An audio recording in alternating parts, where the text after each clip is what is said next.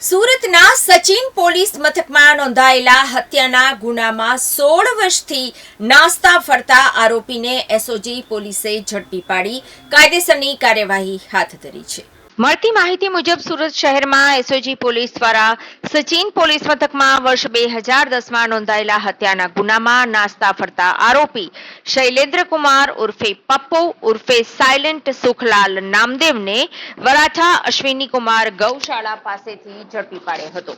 પોલીસના જણાવ્યા મુજબ આરોપીની પૂછપરછ કરતા સામે આવ્યું હતું કે વર્ષ 2010ના જાન્યુઆરી માસમાં પોતે વરાછા ઘનશ્યામનગર ખાતે રહેતો હતો। તે દરમિયાન કમલેશ દેવી પ્રીતમદાસ બૈરાગીની દીકરી મનોજ બુધલાલ બર્મન નામના ઈસમ સાથે ભાગી ગઈ હતી અને પોતે બ્રાહ્મણ સમાજના હોવાથી મનોજ બર્મન દલિત જાતિનો હોવાથી તેઓને મંજૂર ન હતું અને ભાગી જનાર છોકરીની માતા કમલેશ દેવી પ્રીતમદાસ બૈરાગીએ છોકરીને ભગાવી જનાર મનોજ બુધલાલ બર્મનનું હત્યાનું કાવતરું ઘડ્યું હતું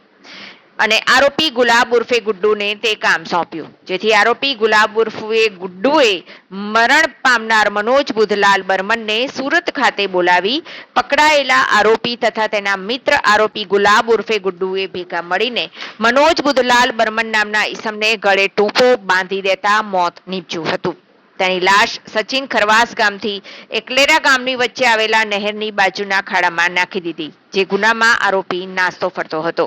વધુમાં આરોપી ખૂન કરીને પોતાના વતન ભાગી ગયો અને ત્યારબાદ ફરીથી સુરત શહેરમાં આવીને પોતાની ઓળખ છુપાવવા માટે પોતાનું નામ બદલીને સાયલેન્ટ નામ રાખી રહેઠાણ બદલીને સુરતમાં રહેતો હતો અને દાઢી રાખી, તેથી પોલીસ પકડથી બચી શકાય। જોકે પીસીબી પોલીસે આરોપી બાબતે સચોટ માહિતી મેળવીને ઝડપી પાડી કાયદેસરની કાર્યવાહી હાથ ધરી હતી। જેની વસ્તી આશરે 90 લાખ જેટલી છે અને અડધી વસ્તી જો આપણા 26 રાજ્યોના લોકો રહે છે અને જ્યારે અહીંયા ક્રાઇમ થાય છે તો ક્રાઇમ કર્યા પછી લોકો અહીંયાથી જો ગુનેગારો હોય છે પોતપોતાના વતને બીજા જગ્યાએ ભાગી જતા હોય છે અને ત્યારે એના શોધવામાં બી ઘણી બધી મુશ્કેલીઓ પોલીસને પડતી હોય છે। પરંતુ સુરત શહેર પોલીસના અમારા જો કોન્સ્ટેબલથી માંડી સિનિયર અધિકારીઓ તકને એક એવા હરદમ અભિગમ રહે છે કે જેટલા બી નાસ્તા ફરતા આરોપીઓ હોય છે, જો અમારા ગુનાઓ હોય છે એમાં નાસ્તા ફરે છે એના શોધવા માટે જો સતત પ્રયાસરત રહે છે અને એના જ પરિણામ રૂપે 2024ના વર્ષમાં કુલ 354 જેટલા એવા નાસ્તા ફરતા આરોપીઓ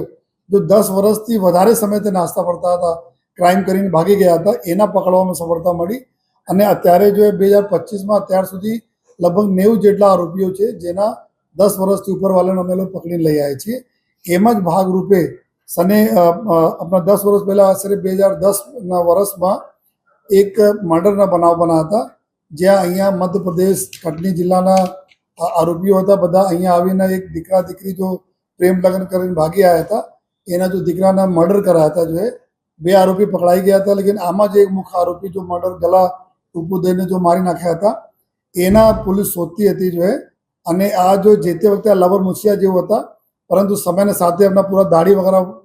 વધારીને 2 વર્ષ પછી ફરીથી સુરતમાં આવી ગયા હતા। સુરતમાં વરાછા રોડ વિસ્તારમાં જો એમના કારખાનામાં કામ કરતા હતા અને પૂરા ભેસ પલટો કરીને રહેતા હતા। દરમિયાન अपने પીસીબીના જો એએસઆઈ સદેવ વરવાભાઈ और हेड कांस्टेबल अशोक लूडी ने एवं इन्फॉर्मेशन मिली कि अपना जो मर्डरना सचिन पुलिस मर्डर होता જ્યાં કેનાલમાં મારીને બોડી ફેંકી દીધા હતા, એના આરોપી છે। આરોપી જેના નામ છે શૈલેન્દ્ર કુમાર ઉર્ફે પપ્પુ ઉર્ફે સાયલેન્ટ, જો કટની જિલ્લા મધ્યપ્રદેશના વતની છે।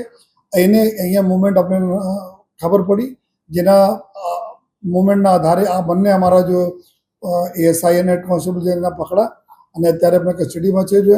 16 વર્ષ થઈ ગયા તેના નાસ્તા પડતા જો એના અત્યારે પકડીને સારી કામગીરી પીસીબીને સ્ટાફે કરી છે અને આ બધાને ખ્યાલ હોય તો 30 વર્ષ 35 વર્ષથી આ પ્રકારના બી નાસ્તા પડતા આરોપીઓના જો સુરત શહેર પોલીસ હરદમ પકડતી રહે છે અને અમે મક્કમ પણ છીએ કે કોઈ પણ અહીંયા ક્રાઇમ કરશે તો આજે ને કાલે આ બચી શકશે ને એના અમે લોકો પકડીને લઈ આવીશું।